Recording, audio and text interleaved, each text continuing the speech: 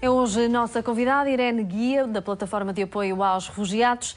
Vem-nos falar da campanha E Se Fosse Eu, que já demos conta neste jornal.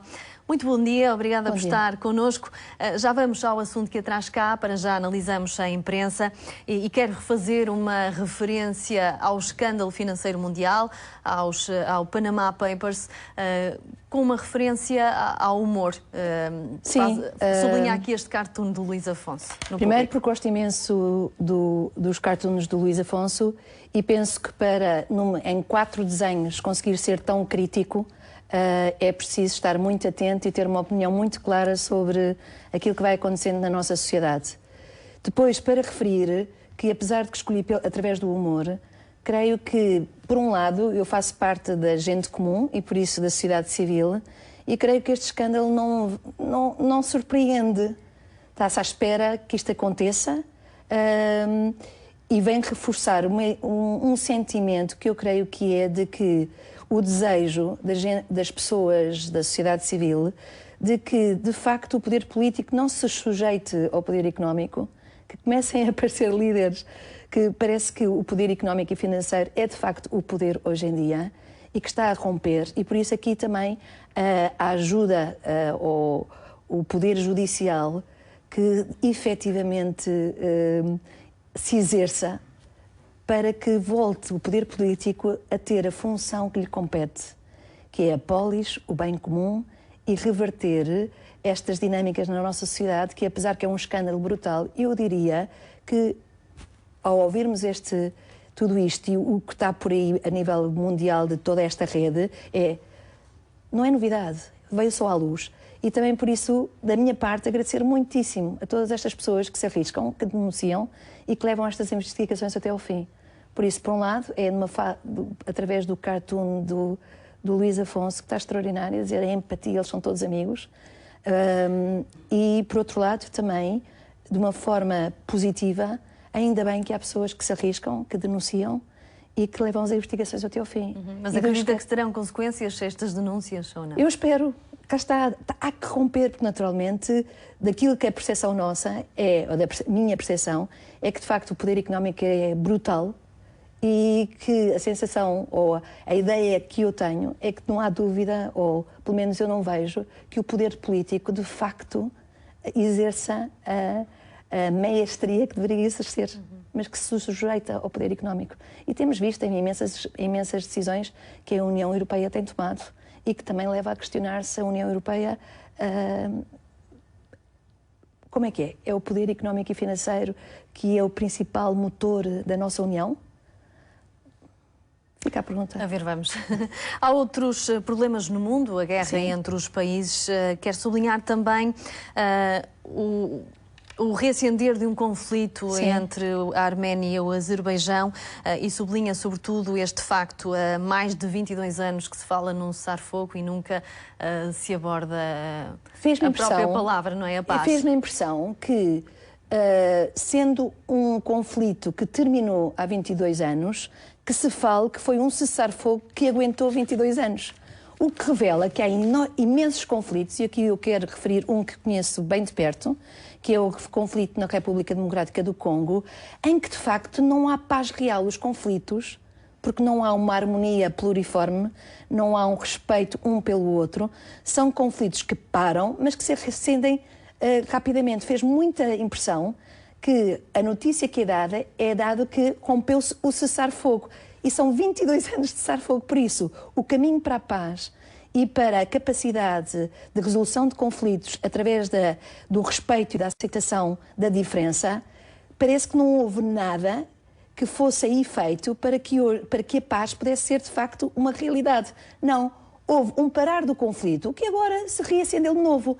E é o que acontece em muitos conflitos, que é o reacender de questões antigas que não estão resolvidas. E por isso há tantos países assim que estão assim, e por isso há tanta probabilidade de mais conflitos que se acendam, que eu creio que esta notícia, ao falar de um cessar-fogo que se reacende, devia nos questionar o que é que está a ser feito para que a paz seja uma realidade e não Aguentem-se agora aí um bocadinho, enquanto há aqui, talvez porque houve países que querem que haja um cessar-fogo e dão ajudas económicas substanciais e por isso levamos os políticos à mesa para assinar uns cessar-fogos, mas que fica por aí, fica por detrás de todo um conflito que se mantém aceso, mas em banho-maria. Eu creio que aqui também tem que haver uma alteração da maneira como usamos ou da maneira como se ajuda ou da maneira como se vive estes tempos que são de acreditar na paz, não ter um cessar-fogo, mas que o cessar-fogo represente o desejo de paz.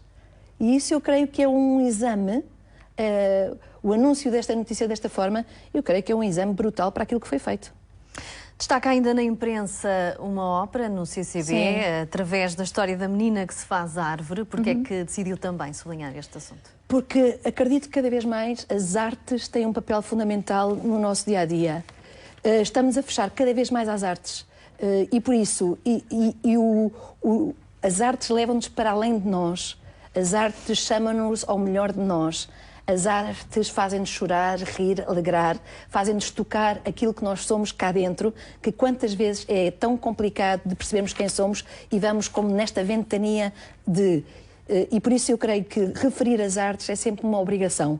Também porque os artistas, muitas vezes na sociedade, são aquelas vozes que se tornam as mais críticas, os mais livres para ser críticos.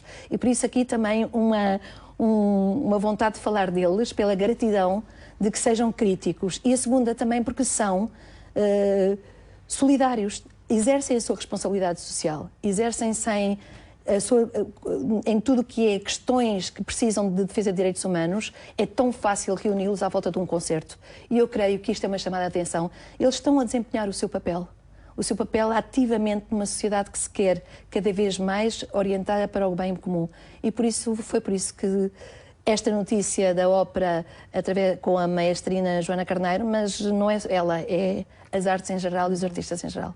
E para nos tocar cá dentro, pegando nas suas palavras, falamos também da campanha E Se Fosse Eu, para percebermos os refugiados. É, acima de tudo, um motivo para todos refletirmos sobre esta questão e nada melhor do que vivenciarmos uma experiência. Esta campanha foi pensada em parceria com a PAR, com a Direção-Geral de Educação, com o Conselho Nacional para a Juventude e com o Alto Comissariado para as Migrações. Porquê? Porque, pondo-nos na pele de outros, podemos entender aquilo que possa ser a realidade do outro. Neste caso, E Se Fosse Eu, fazer a mochila e partir. Tem a ver, naturalmente, com os refugiados, o ter que fugir de um país em guerra ou ter que fugir de uma perseguição. E eu sei que a caminhada vai ser longa e, por isso, eu levo o mínimo. E então, através das fotografias e através de um repórter que foi pedir a diferentes refugiados que dissessem o que é que eles levavam na sua mochila, ver o pouco que é e aquilo que eles põem na mochila para as grandes travessias que têm que fazer até chegar a um local seguro.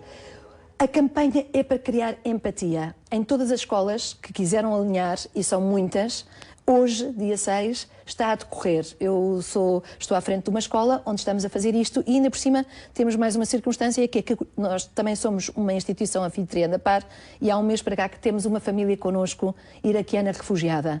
E foi interessante também fazer com eles e perguntar-lhes o que é que eles tinham trazido dentro das mochilas. E foi um exercício difícil ou não, para os alunos? Não foi, porque por muito estranho que possa parecer, o nosso coração está são. Eu falo de nós. O nosso coração está são, porque foi muito natural poderem-se colocar no lugar do outro e pensar, ao ter que fugir, naturalmente que a campanha está muito bem feita e ajuda a colocar-nos em situação, não é?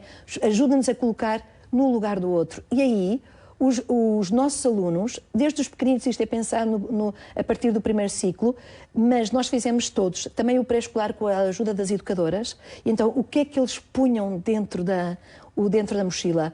Foi fácil, digamos assim, de colocar e também perceber, mas só isto.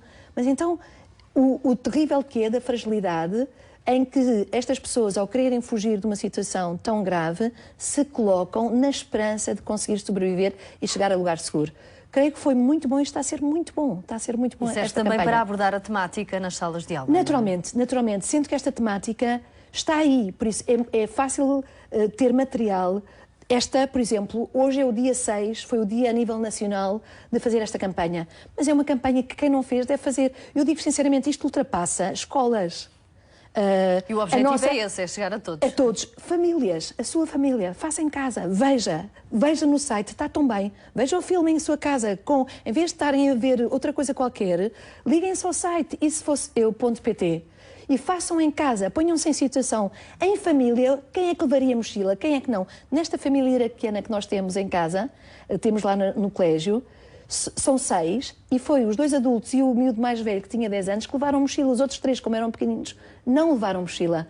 Por isso, eu creio que pode ultrapassar perfeitamente as escolas e o dia 6 de Abril. Quem não fez, que faça ainda amanhã. Ainda tem a oportunidade de o fazer. Sim. Irene Guia vivenciou mais de perto estas experiências, esteve na ilha grega de Lesbos, traz até um colete que é o símbolo dos refugiados que chegam à ilha. Quer partilhar connosco rapidamente a sua experiência? A minha experiência foi de tocar a fragilidade máxima, de ver aqueles barcos, aqueles dinghies, aqueles barcos de borracha que são de uma fragilidade brutal. Este colete que está aí e está com a identificação de algum desses que chegou à praia, mas devem ter tido um tal sofrimento que até aquilo que se lhes guarda completamente de umas bolsinhas que se tornam impermeáveis, mas lá estava, no meio de 100 coletes, de um monte de coletes, estava esta identificação de alguém que vai ter a vida muito mais difícil porque acarinhou o trazer da identificação, que é uma das coisas que todos põem na mochila, mas exatamente ao chegar a Lesbos, ali estava no meio das mochilas. Estes coletes significa que atravessaram o mar Egeu. Sim que atravessaram porque estavam num monte. Por isso significa que o barco chegou, as pessoas conseguiram chegar e a primeira coisa que fazem é libertar-se deste colete.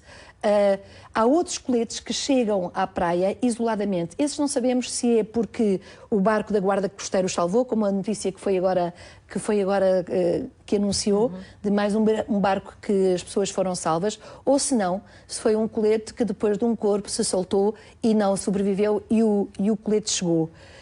O que está a acontecer em Lesbos agora e nas ilhas gregas é de uma... Eu estou indignada.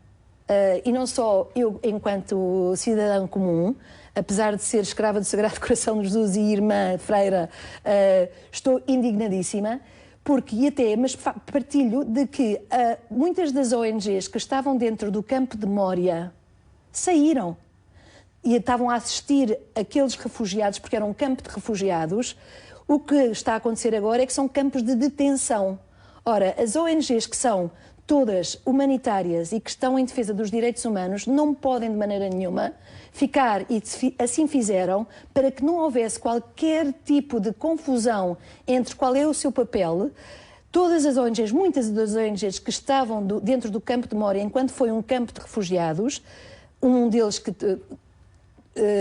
até emitiu um comunicado público, os Médicos Sem Fronteiras, dizer, para que fique claro, tomamos a dificílima decisão de sair do campo de Mória. O Acnur não faz transporte. O Alto Comissariado das Nações Unidas para os Refugiados não faz transporte desde o Porto de Lesbos ao campo de Mória, etc., porque não quer ter que ver com campos de detenção. Campos de detenção não são campos de refugiados. E as notícias voltaram a falar de migrantes e a palavra refugiados saiu das notícias, como nas notícias que acaba agora de dizer. Quando isto for assim, em que as pessoas nem têm tempo de pedir asilo, qual é a dúvida, na notícia que acabou de dizer, qual é a dúvida que as pessoas não querem regressar à Turquia, se vieram de lá? Muito bem. Não encontram pessoas que queiram regressar à Muito Turquia. mais havia para partilhar e para contar. Sim. Chegou ao fim o nosso tempo. Sim. Agradeço mais uma vez a sua presença neste jornal. Um bom dia. Obrigada. Fazemos agora uma breve pausa e despedimos-nos de quem nos acompanha.